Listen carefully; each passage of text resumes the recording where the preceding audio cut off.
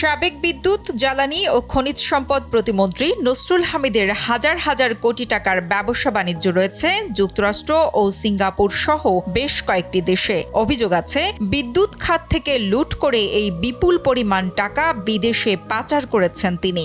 এছাড়াও আওয়ামী লীগ সরকারের আমলে বিদ্যুৎ খাতে হরিলুটের অন্যতম উৎস ছিল কুইক রেন্টাল বিদ্যুৎ কেন্দ্র, যার সমস্ত কলকাঠি নড়ত তার ইশারায়। জানা গেছে, উচ্চ মূল্যের বিদ্যুৎ কেন্দ্র বসিয়ে রেখে চুক্তি অনুযায়ী বছরের পর বছর সরকারকে ক্যাপাসিটি চার্জ দিতে হয়েছে হাজার হাজার কোটি টাকা।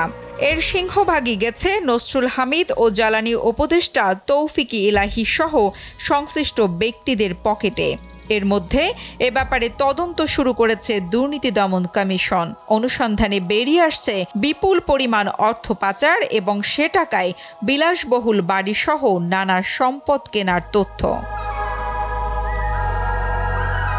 দুদকের তথ্য বলছে, মার্কিন যুক্তরাষ্ট্রে একটি কোম্পানি খুলে সেই কোম্পানির মাধ্যমে হাজার কোটি টাকা পাচার করেছেন নসরুল হামিদ। কোম্পানি প্রতিষ্ঠাকালে নসরুল হামিদ যুক্তরাষ্ট্রের ফ্লোরিডায় অবস্থিত বাসভবনের ঠিকানা ব্যবহার করেন। 5 বেডরুমের এই বাসার বাজার মূল্য 36,17,415 মার্কিন ডলার। বাংলাদেশি টাকায় এর মূল্য 42,34,00,000 টাকা।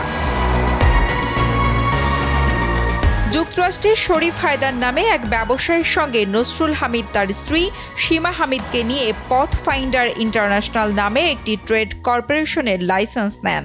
এই কর্পোরেশনের আওতায় মোবিল গ্যাস স্টেশন সহ 1.5 ডজনের মতো ব্যবসা প্রতিষ্ঠান গড়ে তোলেন। ফ্লোরিডায় অবস্থিত ওই গ্যাস স্টেশনটি কেনা হয় কয়েক মিলিয়ন মার্কিন ডলার দিয়ে। 2014 সালে বিদ্যুৎ, জ্বালানি ও খনিজ সম্পদের মতো গুরুত্বপূর্ণ মন্ত্রণালয়ের সরাসরি দায়িত্বে ছিলেন তৎকালীন প্রধানমন্ত্রী শেখ হাসিনা। তবে সবকিছু নিয়ন্ত্রণ করতেন নসরুল হামিদ। টানা 10 বছর তিনি এই দায়িত্বে ছিলেন। বিদ্যুৎ খাতের সব অপকর্মের নেতৃত্ব দিতেন নসরুল হামিদ। প্রধানমন্ত্রীর কার্যালয়ে বসে এসব অপকর্মকে নির্বিঘ্ন করতে কলকাঠি নাড়তেন খাতটির শীর্ষ কর্মকর্তারা। সিন্ডিকেটটি একের পর এক রেন্টাল কুইক প্রকল্প হাতে নেয়। বিনা টেন্ডারে সরকারের ঘনিষ্ঠ বিদ্যুৎ ব্যবসায়ীদের এসব প্রকল্প থেকে হাজার হাজার টাকা আয়ের সুযোগও করে দেয়। বিনিময়ে এসব কোম্পানিকে নিজেদের পাশাপাশি শত শত কোটি টাকা হাতিয়ে নেওয়ার সুযোগ তৈরি করে দেয় নসরুল হামিদের সিন্ডিকেট।